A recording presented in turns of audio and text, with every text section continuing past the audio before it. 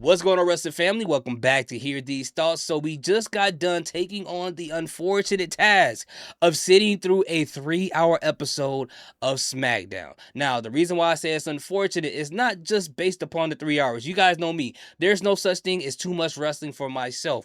But if we go back and look at the product that we got when Smackdown first turned 3 hours last year, we are due, as an IWC, some compensation based upon the mental and emotional abuse that we suffered through watching that product on a week-to-week basis. Now, don't get me wrong, I don't think it was as terrible as everybody else thinks it was, but I'm not going to lie to you and say it was good. I'm not going to lie. I'm not. We had some moments here and there from Tiffany Stratton cashing in the Money in the Bank briefcase and things like that that made it interesting, but overall, it wasn't that great. It wasn't that great. And based off of that, I literally didn't have that much hope in watching the episode tonight. The only thing that gave me any type of hope is looking at the card. And I knew even with the card itself, you would need a whole lot of things to go right and a lot more than what was on that card in order to make this show enjoyable. So after all that yapping, the question is, was tonight's episode, the first 3-hour episode of SmackDown of 2026, was it worth sitting through the entire thing?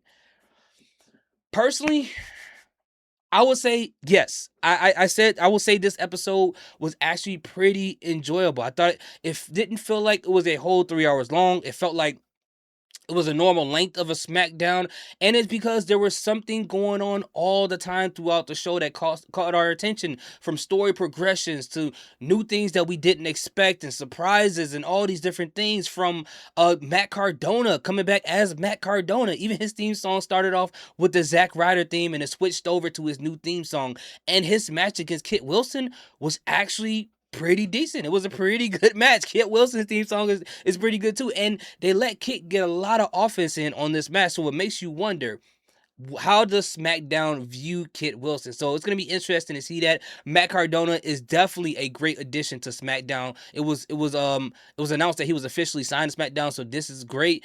Trick Williams, his debut promo as an official member of the SmackDown roster was fantastic, bro. He killed it. Like, if there was any other way to debut him to make him look like $1 million, I don't know what that was, but what he did tonight, it definitely did that. If people in the crowd didn't know who he is, I'm pretty sure they are interested to know who he is and why he has so much confidence in himself. And to have him face Sami Zayn in this feud, I know he's facing Dragon Lee next week, but it seems like that's the feud they're going for.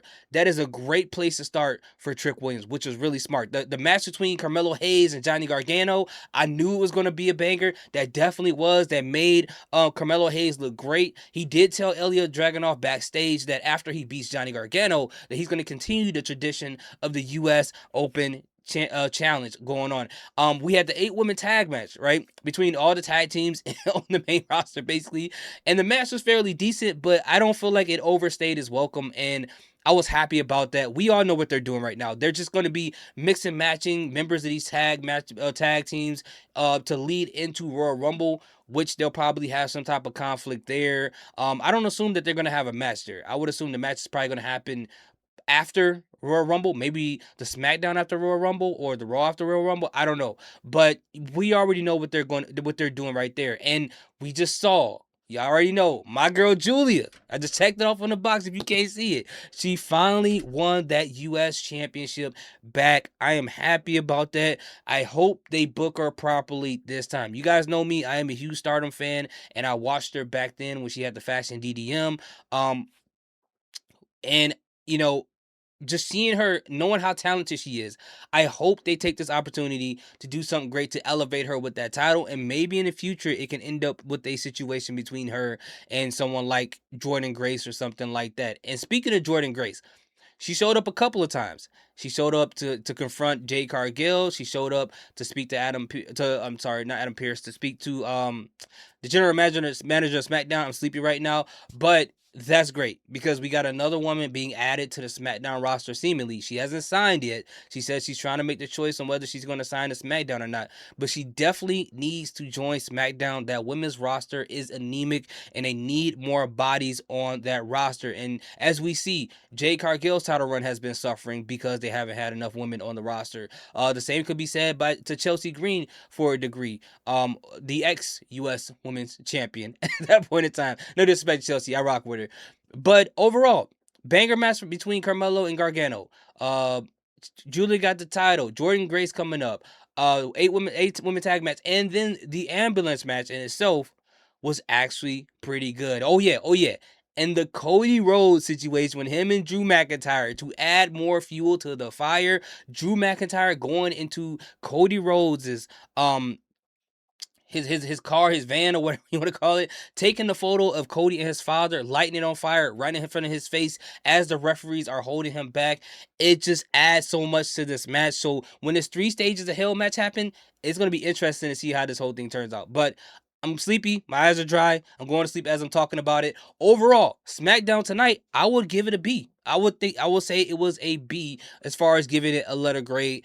And I think a lot of things happen here. A lot of story progression and new people showing up and debuts. Like everything was actually felt like they cared about this episode. So let's just hope that we get another one of these next week. I'm not gonna believe that it's gonna be at the same level because how other way are you gonna debut new people? You can't do that every single week for the rest of however they're gonna have SmackDown be in 3 hours. But as long as they produce some decent shows with a little bit of something in there to get us intrigued and interested and entertained, I'm going to be happy. So what do you guys think about tonight's episode of SmackDown? Let me know in the comment section. Salute, peace, have a great day.